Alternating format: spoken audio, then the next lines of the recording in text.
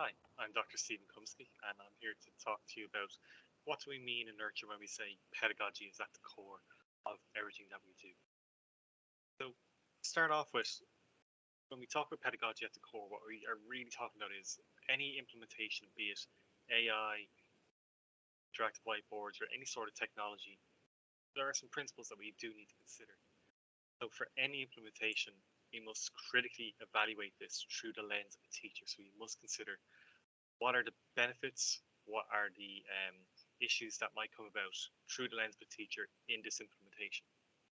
Specifically around AI then, we need to reduce the burden of AI on teachers. Think of that UNESCO charter that we spoke about earlier on. How do we reduce the burden that's within that? Overall, we need to reduce workload as well. Any implementation needs to reduce teacher workload. But finally, and most importantly, we need to have a tangible impact on teaching and learning activities, as well as looking at a productivity increase with any associated teaching and learning activities. And the key message maybe to keep when you're thinking about any implementation is teachers are teachers not just because they're good content experts, but because they have the pedagogical content knowledge to go with it. So they know how to teach that content, which most technologies, AI included, do not know what to do.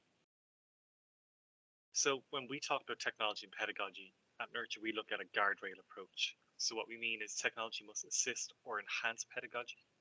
It should not and cannot replace it. So the core Nurture product uses a pedagogical framework for creating more fast and effective formative assessment and feedback. Similarly then, Nurture guides teachers through a framework for using AI. So we don't just give a all hands approach. We don't just let you have free reign with AI. It's very much a guardrail approach towards that increase in productivity, towards reducing that burden of the UNESCO Charter. So as such, we have this guardrail approach. And the way that we look at it is it's about increasing productivity without compromising on educational quality. That's the core message that we use within Nurture. So our guardrails approach is kind of in three different phases. So we limit what AI does to sound, educationally productive activities. And these include goal settings, learning outcomes, learning intentions, or success criteria. And this is about laying the foundation for effective feedback. This is about transforming summative assessments into formative opportunities. We also have rubric generation. So we're able to get learning outcome aligned rubrics within seconds. And then feedback, looking at giving personal and formative feedback to individual and whole groups of students, making that process more effective and efficient. So when we look at goal setting, most teachers have lessons, they have schemes, they have assessments that they use. So there's no point going to something like ChatGPT and asking it to reinvent the wheel. What they're actually missing is a structured approach to bringing these assessments or these schemes in line with formative assessment and feedback practices, which coincidentally is what Nurture has. So the teacher could go into ChatGPT and create as many assessments as once, but now you've increased that burden. You now need to verify the information and make sure that it's free from bias. What Nurture does is it transforms a prompt into the skeleton of an assessment. So the learning outcomes then form the foundation for effective feedback. Next is rubric generation.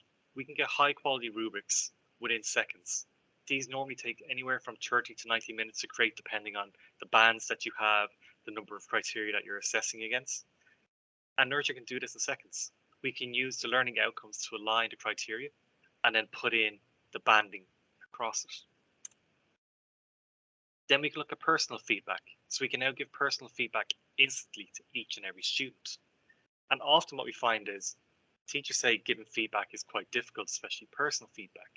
But it's actually the blank screen effect that makes it more difficult. So now what we can do is we can suggest a feedback comment that you can use as a template to continue or to tweak to your own personal style or tone. So what I want to do is just use that information to jump into ChatGPT and Nurture and show the differences. So within Nurture, it can be as simple as create a new assessment, go to generate assessment, paste in, I had a link here, so demonstrate understanding of 4-stroke diesel simulator. And we can change this to say I want something like 4 learning outcomes. We can change the tone and the description. I'm going to click next. This will then generate that assessment for me based on that prompt. And I'm going to use that suggestion. It's coming up with understanding the 4-stroke diesel engines. They're going to do this. But here's the key thing then. So you've already got your assessments. Here are the learning outcomes. You'll be able to describe the 4 stages, differentiate between diesel and gasoline, explain the benefits and drawbacks, and analyze the importance of 4-stroke diesel engines in various industries. There's laying the foundation for effective feedback. I can go a step further down and create a rubric for this assessment. Again, I click generate rubric, and it's going to come up with a rubric for me here. Just give it a moment. And what we'll see then is our learning outcomes matched against the criteria. So we have our learning outcomes and we have our criteria. So it's fail, pass, merit, higher merit, and distinction. And we can just have a look at the bands that were in there. And we can even edit this further if we need to. Now, let's compare that to ChatGPT. If I say the same thing, demonstrate an understanding of a 4-stroke diesel engine, what we get is basically the prompt of the generation of here is the differences between them. So I can't use that same prompt to get what I need. I actually need to go in further and probe this a little bit more, engineer my response. So I'm only getting an answer. This, as a teacher, is useless and it's going to take a lot more engineering. So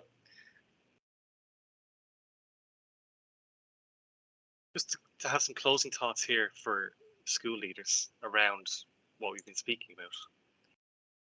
AI should enhance teachers' existing practice. So that's where we should be moving it towards, rather than wasting time reinventing the wheel with AI. We shouldn't be recreating all of our assessments again using AI. We should be using AI to enhance the assessments we have created. We want to transform old summative assessments into formative opportunities. We have a bank of assessments. Let's create them and turn them into those formative opportunities. We can use personalized feedback to each and every student. And then we can delve into richer detail using rubrics for our assessments. And remember, the teacher is the expert, not the AI or the tool that you're using. So use the AI or tool to enhance their expertise rather than replace it. Thank you.